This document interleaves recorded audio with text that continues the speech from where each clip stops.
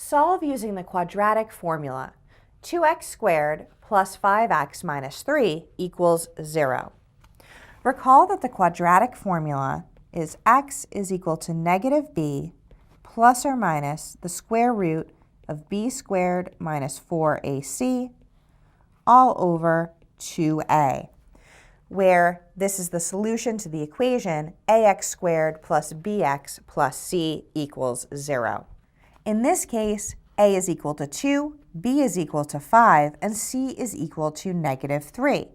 So x is equal to negative 5 plus or minus the square root of 5 squared minus 4 times 2 times negative 3, all divided by 2 times 2.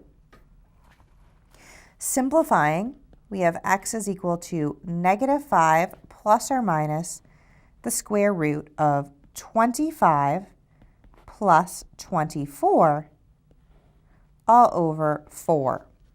We can add inside the radical, and we have x equals negative 5 plus or minus the square root of 49 all over 4. Simplifying further, the square root of 49 is 7, so we have that x is negative 5 plus or minus 7 over 4. We have two solutions.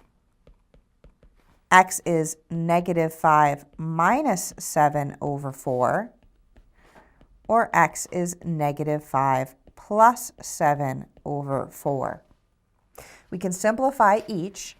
The first, x equals negative 5 minus 7 over 4, is x equals negative 12 over 4, which is equal to negative 3.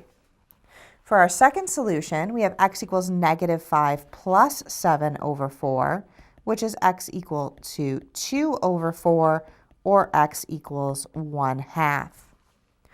Substituting each of these solutions into the original equation, we find that they are indeed solutions. They do satisfy the equation, and so our solution set is the set containing negative 3 and 1/2.